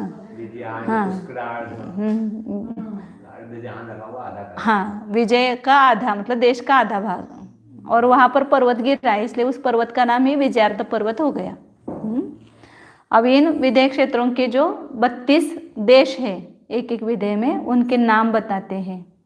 आचार्यों में नाम बताने में भी प्रमाद नहीं, सबके नाम बताते हैं और याद भी है सब पूरा। कच्छा सुकच्छा महा कच्छा चौथी कच्छ कावदी नहीं, अनुष्टुप है ये, 1 मिनट, अनुष्टुप छंद है इसलिए। कच्छा सुकच्छा महा कच्छा चौथी कच्छ कावदी आवत्ता लांगलावत्ता पोखला पोखलावदी वच्छा सुवच्छा महावच्छा चौथी वच्छकावदी रम्मा सुरम्मगाचेव रमणेच्या मंगलावदी पम्मा सुपम्मा महापम्मा चौथी पम्मकावदी शंखाचनलिनी चेव कुमुदा सरिदातः वप्पा सुवप्पा महावप्पा चौथी वप्पकावदी गंधा खलु सुगंधा च गंधिला गंधमादिनी। 32 के नाम बता दिए। पहला यहाँ से प्रारंभ करना, पूर्व विदेह उसके उत्तर बाजू में पहला देश है वो कौन सा? कच्छा। फिर दूसरा कौन सा है? सुकच्छा। तीसरा है माँ कच्छा। हाँ, सब कच्छा कच्छा है। कच्छा का मतलब कुछ अच्छा अर्थ होता होगा। हाँ, कच्छा सुकच्छा महाकच्छा, फिर कच्छकावती, चौथा कौन सा है? कच्छकावती चौथा है। फिर आवर्ता, फिर सब आवर्ता लगाओ, आवर्ता लांगलावर्ता, लांगलावत्ता है। फिर पोखला, पोखलावती, पुष्कला और पुष्कलावती। ये 8 इधर से उधर, मतलब या भूतारण्य वेदी से लगा करके चालू करना उत्तर की तरफ से। तो ये 8 क्रम से बताइए। अब उधर से प्रदक्षिणा रूप से आना है, उधर से वहां से चालू करेंगे, उधर से पहला, इधर से नहीं आएंगे वापिस। तो उधर से वत्सा, वत्सा लास्ट में लिखा है ना, वत्सा, फिर सुवत्सा, फिर इधर महावत्सा। 3 है, वत्सा, सुवत्सा, महावत्सा। फिर चौथा है वच्छकावधि, ये वच्छकावधि बता इधर। फिर रम्या, सुरम्मगा, सुरम्या, और रमणीजा मतलब रमणीया, और मंगलावती। ये 8 कौन से देश हो गए? ये सीता नदी के इधर दक्षिण तट पर। ये 8 उधर से लेना, भूतारण्य वेदी से लेकर के लेना। यहाँ पर ये भूतारण्य वेदी के से नहीं, कौन सी है? नहीं, भद्रशाल वन वेदी से इधर लेना, और इधर भूतारण्य वेदी से इधर लेना। फिर उसके बाद इधर आएगा ये पद्मा, पम्मा, सुपम, 3 के नाम फिक्स है। इधर पद्मा चालू किया कि पद्मा, सुपद्मा, महापद्मा, वह कच्चा, सुकच्चा, महाकच्चा, और वत्सा, सुवत्सा, महावत्सा, और वत्सकावती, ऐसे। तो यहाँ पर ये 4 नाम तो उनके फिक्स है, पद्मा, सुपद्मा, महापद्मा और पद्मकावती। पद्मा, सुपद्मा, महापद्मा और ये पद्मकावती। फिर शंखा, ये शंखा, शंखा, नलिनी और कुमुदा और सरिता। ये 8 देश हो गए। फिर वप्पा इधर से चालू करेंगे, मतलब ऐसे बराबर क्रम से यहाँ से यहाँ है, इधर से इधर, फिर इधर से चालू करेंगे। वप्रा, सुवप्रा, महावप्रा, वप्रकावती 4 फिक्स है। फिर उसके बाद गंगा, नहीं गंधा, गंधा, सुगंधा, गंधिला और गंधमालिनी। इस प्रकार ये 8 देश बताएं। तो ये 32 देश हुए एक विदेह क्षेत्र के। उधर के भी नाम ऐसे होंगे, वो इधर विदेह जो है ना, उसमें भी सब विदेह में नाम ऐसे होंगे। 12 तो याद ही हो गए। हाँ, 4 कच्चा सो रख लो, कच्चा सो, कच्चा माँ, कच्चा कच्चे कावती। फिर इधर आकर उधर वत्सा है ना, वत्सा, सुवत्सा, महावत्सा, वच्चकावती। इधर पद्मा, सुपद्मा, महापद्मा, पद्मकावती। और नहीं, इधर वप्पा, वप्रा, वप्रा, वप्रा, सुवप्रा, महावप्रा और वप्रकावती। ऐसे 16, 32 में से 16 नाम याद हो गए। चलो आगे, याद करके क्या करेंगे अब? सामायिक में नामों का चिंतन थोड़ी करना है। इन देशों में कथम, खंड कैसे जाने, मतलब ये 6 खंड हो गए ना, एक देश में 6 खंड है। ये 32 देश, लेकिन एक देश ले लो, उसमें 6 खंड हुए। तो कैसे हुए 6 खंड, वो बताते हैं। विजयम परिवे अड्ढो गंगा सिंधु समदोण्य दोण्यिनई तेहिम कयाच खंडा विदेह 32 विजयाणम। विजय मतलब देश, देश के प्रति। वेयड्ढो मतलब विजयार्ध पर्वत, एक देश, प्रत्येक देश में विजयार्ध पर्वत है। और गंगा सिंधु सम दोण्य नहीं, गंगा और सिंधु नदी समान 2 नदियां प्रत्येक देश में हैं। और ते ही कया 6 खंडा, और उसके द्वारा 6 खंड हुए हैं। विदेह 32 विजयाणम, ऐसे प्रकार 32 विदेह के देशों में 6 खंड प्रत्येक देश में है। एक खंड ले लो, इसमें से एक कच्छा लिया, तो इस एक कच्छा देश है, यहाँ पूरा दिखा है ये। अब इसमें क्या हुआ है, ये नील पर्वत है, उस नील पर्वत के तल में, मूल में, ऊपर नहीं, ये बाकी अपनी सरोवर से नदियाँ निकलती थी, वो पर्वत के ऊपर सरोवर से नीचे, ऊपर से नीचे गिरती है उस सरोवर में। यहाँ पर इस पर्वत के मूल में कुंड है, मतलब नीचे ही कुंड होंगे। उस कुंड में से एक नदी निकलते, इधर गंगा कुंड, सिंधु कुंड और गंगा कुंड है। उधर जो ऊपर के जो 16 विदेह हैं, वहां पर जो कुंड है नील के नीचे, उसका नाम है गंगा और सिंधु। और इधर के जो कुंड है, प्रत्येक देश के जो नदियां निकली है 2-2, तो वहाँ पर उस कुंड के नाम है रक्ता और रक्तोदा। वो नदी के कुंड के नहीं, उस कुंड के भी वही नाम रहते हैं। ऐसे ऐसे निकले तो उसका रक्ता रक्तोदा। और इसमें भी आप मतभेद हैं, तिरुपन्नति में इधर गंगा सिंधु बताया और इधर रक्ता रक्तोदा, लेकिन यह बराबर लगता है। बराबर मतलब ये भारत देश के तरफ है ना, ये दक्षिण की तरफ, तो इसका गंगा सिंधु नाम होना चाहिए। और इधर उत्तर की तरफ है, इसलिए रक्ता रक्तोदा ऐसा। लेकिन इन्होंने यहाँ पर त्रिलोकसार में इधर गंगा सिंधु का कहा और इधर रक्ता रक्तोदा कहा है त्रिलोकसार में। अभी टीका में यहाँ और आगे भी आएगा शायद। हाँ, तो यहाँ पर समझे, यहाँ से क्या अपेक्षा, चलो अपन गंगा और सिंधु ऐसे दो कुंड है, इसमें से दो नदियाँ निकली हैं और वह इधर इस पूरे देश में उत्तर से लेकर के उत्तर द्वार से निकली कुंड के, और वहाँ से निकल करके यहाँ विजयार्ध पर्वत है आधा, ये पूरा मतलब ये सब दो, एक विदेह के, ये पूरा एक विदेह। इसमें ये विजयार्ध पर्वत गिरने से दो हो गए इधर इधर। हाँ, और इसमें ये दो नदियाँ निकली, तो इस नदी के कारण 1, 2 और 3 खंड हो गए, 3 म्लेच्छ खंड हो गए। तो यहाँ पर ये वृषभाचल पर्वत है, इसका बाद में वर्णन आएगा।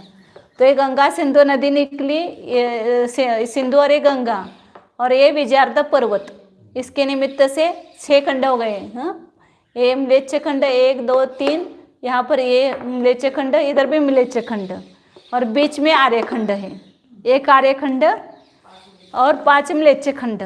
इस प्रकार 6 खंड एक देश के हुए। हाँ, एक देश की बात। ऐसे 32 विधियों में ऐसी रचना होगी, सब जगह बीच में विजयार्ध, सब भी है यहाँ पर, सब में बीच में विजयार्ध पर्वत आएगा, और इधर से एक नदी और इधर से एक नदी, 2 नदियाँ निकलेगी। प्रत्येक वहाँ नील पर्वत के नीचे 2-2 कुंड है, और उसमें से 2-2 नदियाँ निकली है। पूरे भारत क्षेत्र की जैसी रचना है, पूरे एक देश में उतनी रचना होगी, और उसका आयाम वगैरह बड़ा होगा, लेकिन पूरी रचना वैसी होगी। और यहाँ पर ये आर्यखंड में तीर्थंकर होंगे, ये म्लेच्छ खंडों में नहीं होंगे। वहाँ तीर्थंकर होंगे तो ये एक क्षेम नगरी है, यहाँ पर मुख्य नगरियाँ होती है ना, जैसे यहाँ पर अयोध्या नगरी में तीर्थंकरों का जन्म होता है, उसी प्रकार यहाँ पर एक क्षेमा नगरी है, तो उसमें वो आर्यखंड है, उसमें ये मुख्य नगरी है। तो इस प्रकार ये 6 खंड हुए। और क्या बताएं इसमें, बड़ी वेयड्डो, प्रत्येक विजयार्ध के प्रति, विजयार्ध ये पूरे देश को आधा किया, इसलिए इसका नाम विजयार्ध। जो जो भी बीच में आए हैं ना, उस सबका नाम विजयार्ध ही होगा। भरत क्षेत्र को भी 2 करने वाला वो विजयार्ध पर्वत है, ऐरावत क्षेत्र में भी विजयार्ध पर्वत है। तो गंगा सिंधु के समान 2-2 नदियां हैं, और उसके द्वारा 6 खंड किए गए हैं। इस प्रकार प्रत्येक पद, वहां पर जैसे गंगा सिंधु का ये था ना, निर्गम स्थान में 6.25 योजन थी, और वह प्रवेश में 62.5 योजन, 10 गुनी होती है ना, निकलते समय जितनी है उससे प्रवेश करते समय 10 गुनी होती है। इससे ही वो बहुत सारे ऐसे नीतिकार वगैरह सुभाषित बनाते ना, जो मतलब निकलते समय तो इतना, और उससे 10 गुनी वो प्रवेश द्वार में 10 गुनी होती है। तो इस पर से जैसे कमंडल में पानी जहाँ से डालते वो बड़ा होता है, निकलने का जो होता है जो छोटा होता है। यहाँ निकलती है सरोवर से, वहाँ छोटा होती है, और समुद्र को मिलती है तो बड़ी हो जाती है। बराबर। हाँ, आगे स्त्री होती है ना, पियर में इतनी उसकी कीमत नहीं होती है, तो ससुराल में जाती है तो वहाँ उसकी बढ़ जाती है। तो उधर से निर्गम स्थान है और इधर प्रवेश द्वार है, निकलती है, बड़ी हो जाती है। आगे तो ये 32वें दे दिए। अब एक देश में किस प्रकार वहां पर रचना है वो ये बता रहे हैं। ते पूवावर देहा जनवय मध्य गुहादु पूवंबा गंगादु नीलमूलग कुंडारत्त दुगनि सहनि सरिदा। वही बताया है कि पूवावर देहा, इस विजयार्ध पर्वत जो है उसके पूर्व और पश्चिम लंबे और 2-2 गुफाएं हैं। यहाँ पर विजयार्ध पर्वत है ना, ये नदी जो है वो ये विजयार्ध पर्वत जो है वो पूर्व पश्चिम लंबा है इस प्रकार। और इसमें 2 गुफा है, इधर और इधर। ये जो नदी निकली है ना वो गुफा द्वार से निकलती है, क्योंकि पर्वत तो ऐसा ऊपर 25 योजन वगैरह ऊंचा होगा, हाँ, और उसके नीचे से गुफा होगी, तो उस गुफा में से ये नदियाँ निकलेगी गुफा के नीचे से। तो इसलिए विजार, जैसे उस विजारता पर्वत में 2 गुफाएं थे, खंड प्रपात और तमिश्र गुफा, इसी प्रकार यहाँ पर भी विजारता पर्वत पूर्व पश्चिम लंबा है ऐसा पूरा अखंड, और इसमें यहाँ पर 2 गुफा है, गुहा 2 पूवम वा, हाँ, पूर्व के समान, मतलब उस पूरे देश में पूर्व पश्चिम लंबा वो पर्वत है, और उसके गुहा में से पूर्व के समान गंगा नदी और सिंधु नदी निकली है। और वो कैसे नदी, नील मूलग कुंडा, नील पर्वत के मूल में, ऊपर नहीं बताया, उसके नीचे मूल में 2 कुंड और उसमें से वो नदियाँ निकली है। और रत्तदु निसरिता, इसमें बताया ना गंगा और सिंधु ये नील पर्वत से निकली है, और निषद पर्वत से रत्तदु, मतलब रक्त, और यहाँ जो देश होगा वो उसकी नदियाँ इधर से निकलेगी, इधर से इधर अंदर सितोदा नदी में जाएगी, इधर ये देश और इधर ये देश है ना, तो इधर से एक निषद पर्वत से निकले, इधर से नील पर्वत से निकले, और दोनों भी सितोदा नदी में मिलेगी, इधर की नदियाँ भी और उधर की नदियाँ इधर मिलेगी सितोदा नदी में। तो इस प्रकार निसरिता, निषद पर्वत से निकली हुई रक्त और रक्तोदा ये 2 नदियाँ हैं। उन्होंने तिलेपन्ना टिकाई दिया है इधर, इधर उन्होंने द्वार दे, देखो ये प्रथम द्वीप, इधर वरतनु और मागध और प्रभास, ऐसे 3 द्वीप के दिए ना यहाँ पर। ये मागध है, ये वर्तनु है, और ये प्रभास द्वीप है, ऐसे 3 द्वीप है, उसमें अंतर्देव रहते हैं।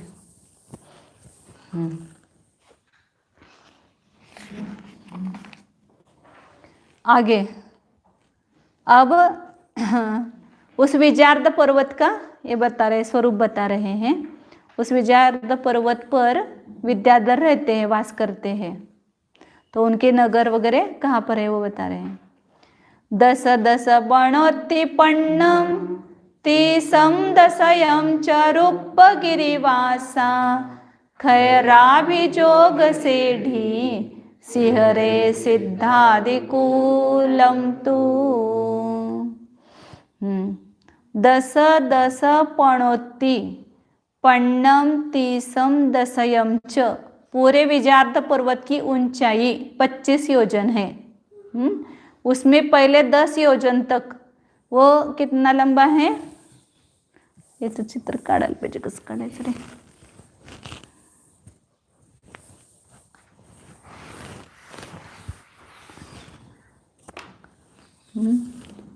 ये कितना,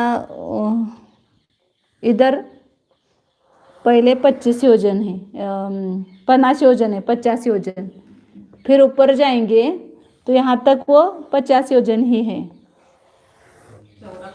चौड़ा को पर्वत।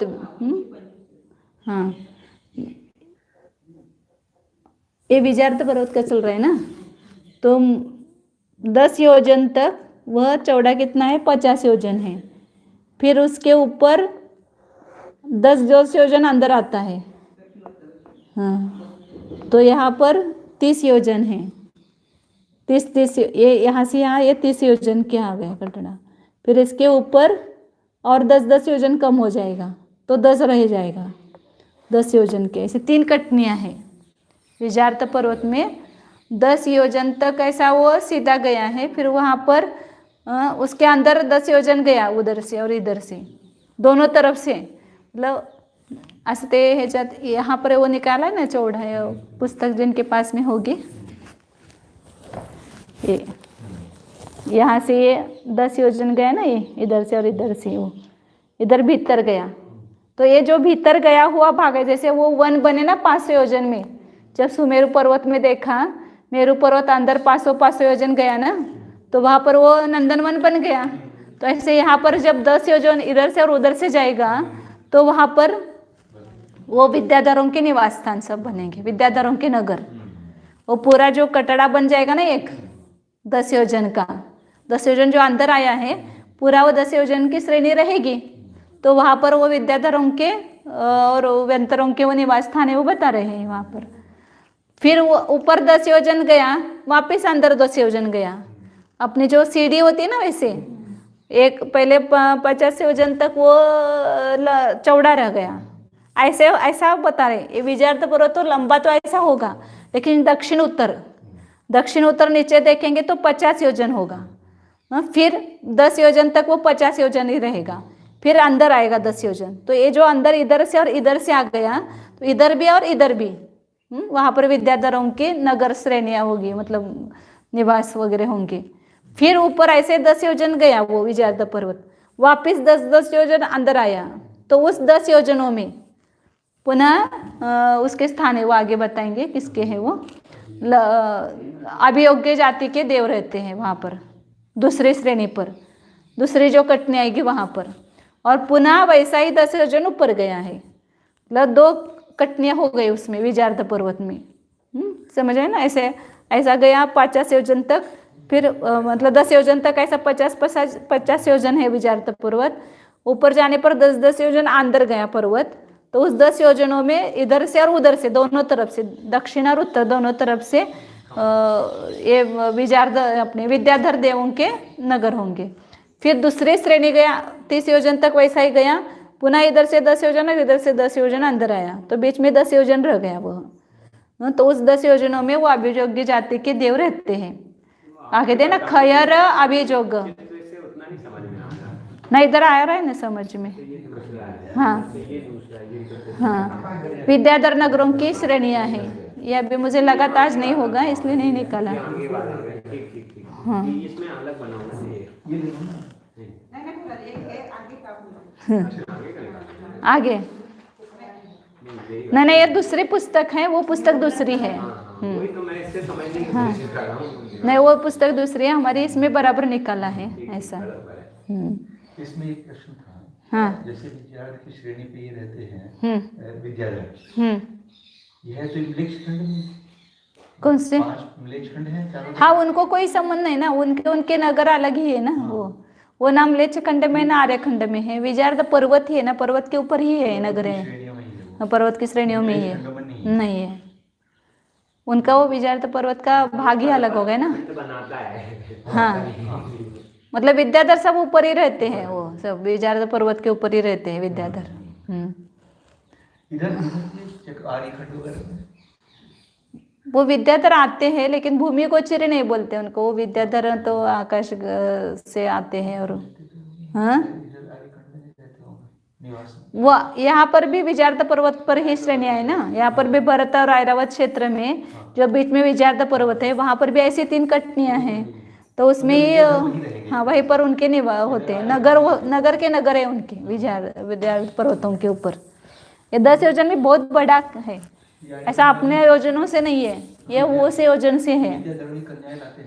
हाँ बराबर है, मलेच्छ करने से भी तो लाते हैं। म्लेच्छ खंडों से भी लाते हैं। हाँ, म्लेच्छ खंड से भी चक्रवर्ती की जो म्लेच्छ कन्याएं हैं, उनके साथ विवाह करते हैं ना चक्रवर्ती। आपको अपने बारे में नहीं पता।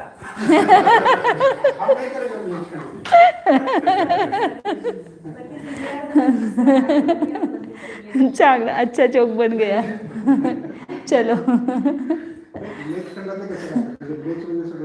नहीं, ऐसा नहीं रहता है। वो म्लेच्छ खंड नाम है उसका, लेकिन वहाँ पर सदाचारी लोग रहते हैं। और ऐसे गलिच्छ है ऐसा नहीं, मुसलमान ऐसा नहीं। वहाँ धर्म की प्रवृत्ति नहीं रहती है, इतना ही रहता है। लेकिन वो अपने जैसे छेड़ कर्म करके अपना उपजीवन वगैरह चलाते हैं। जो आर्य खंड में आती होगी हाँ। रानी, तो वो तो अपने आप सब धर्म को स्वीकार कर लेती होगी। हाँ, यहाँ पर आने के पर सब करते हैं ना। उनके उत्पन्न हुए पुत्र मोक्ष भी जाते हैं, उन रानियों से उत्पन्न हुए। और वो जो म्लेच्छ राजा है वो नहीं जाएंगे मोक्ष, लेकिन वो जाते हैं। आगे तो 10-10 पणोती, 10 योजन, फिर 10 योजन, फिर 5 योजन तक। उसकी कितनी चौड़ाई है? पन्ना मतलब 50 योजन, 30 मतलब 30 योजन, और ऊपर 10 योजन चौड़ाई उसकी। ऐसे दक्षिण उत्तर लगाना, 50 फिर 30 फिर 10, तो ऐसे कटड़ा जैसा बन गया वो। और उसमें खयर अभिजोग सेढ़ी विद्याधरों की श्रेणी और अभियोग्य जाति देवों की श्रेणी है।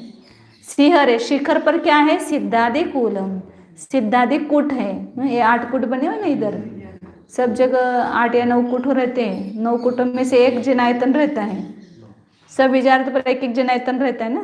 ये 8 कूट 8 जनायतन नहीं है, ये अलग।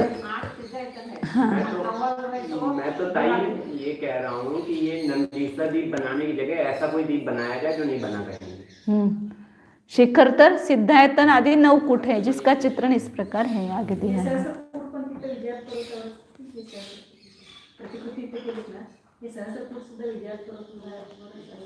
असं कुठं काय सांगितलं नाही।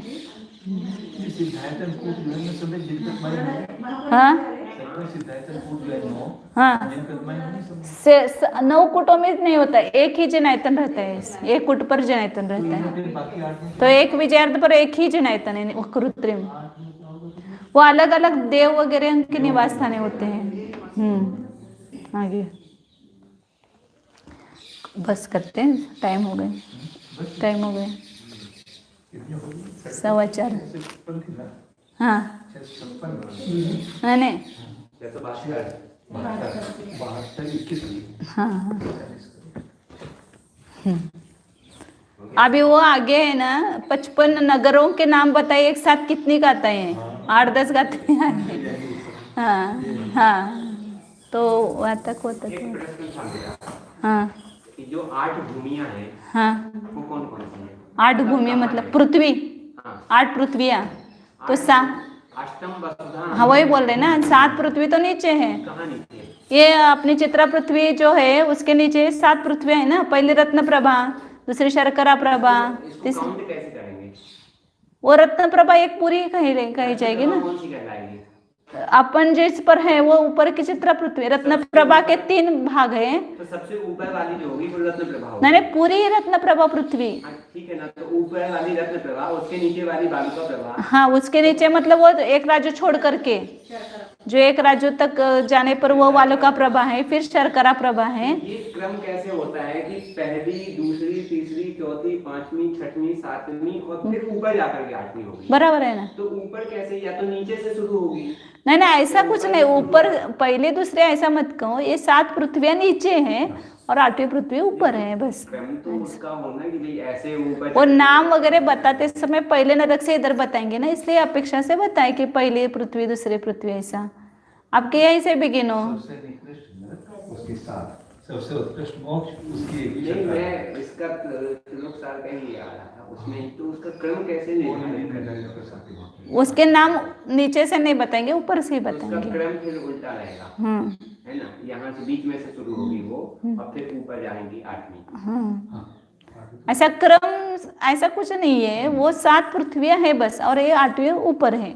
अब उधर से गिनो, इधर से गिनो, कहीं से भी गिनो, नीचे को पहले कहो, लेकिन नाम रत्न प्रभा नहीं होगा वहां पर। लेकिन वो नरकों का वर्णन करना है ना, 7 पृथ्वियों के नीचे का, तो ऊपर से नीचे तक किया है वो वर्णन। और वो 7 छोड़ करके वो 8वीं है, बस इतना है।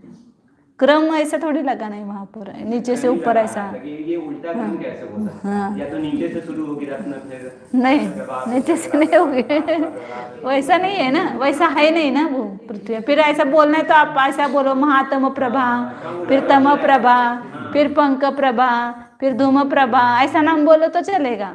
नीचे से पहले नंबर से लेकर के फिर वालुका प्रभा, रत्न प्रभा, फिर ऊपर ईश्वर प्रागभार पृथ्वी, ईश्वर प्रागभार नाम पृथ्वी है। ओ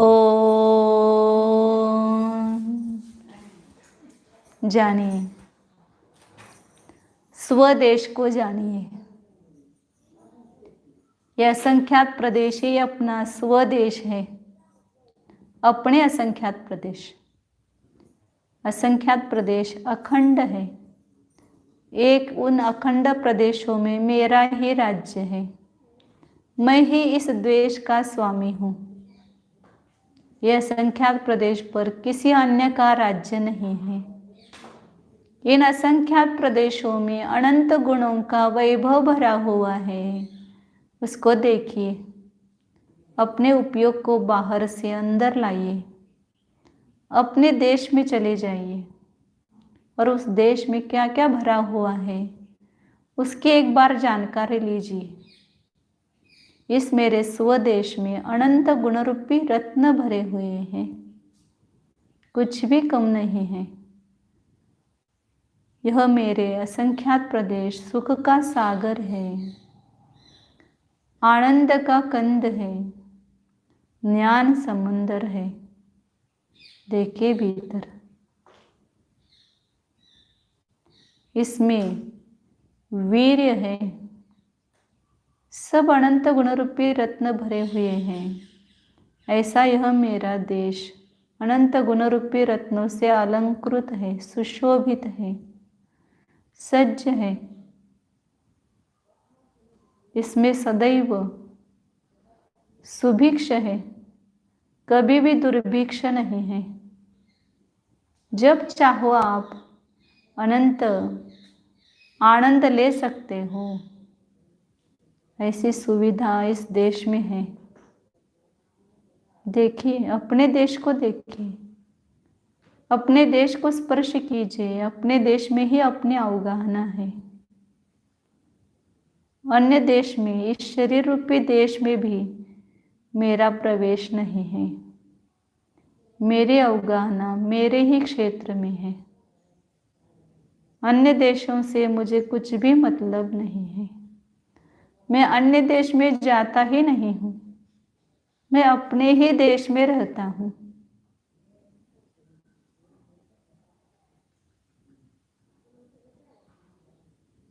परदेश में मेरा प्रवेश नहीं, पर का मेरे में प्रवेश नहीं है।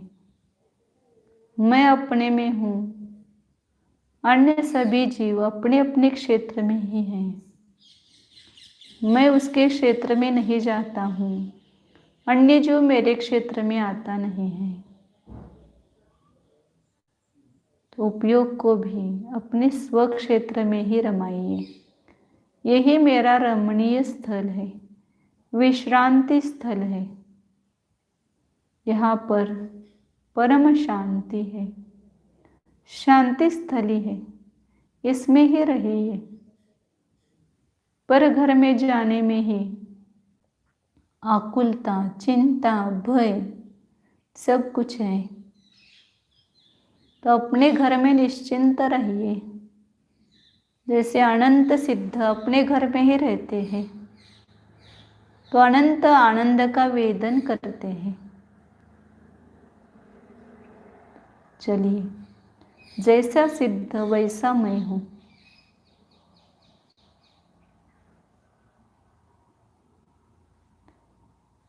चैतन्य सदन स्वरूपोऽहम्,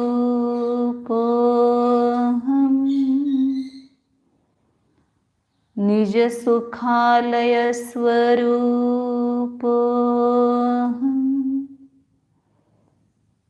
चैतन्य निवास स्वरूपोऽहम्,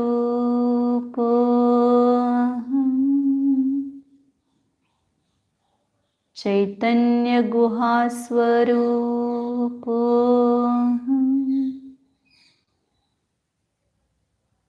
अनंत गुणरत्नाकर स्वरूपोऽहम्,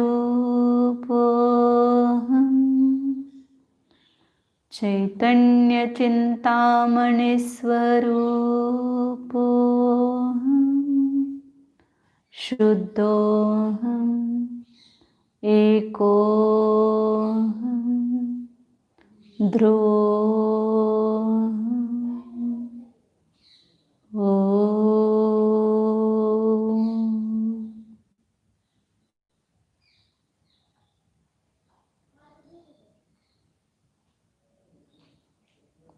विसर्ज। नमो अरिहन्ताणं, नमो सिद्धाणं, नमो आयर्याणं, नमो वज्रायाणं, नमो लोये सवसाहु।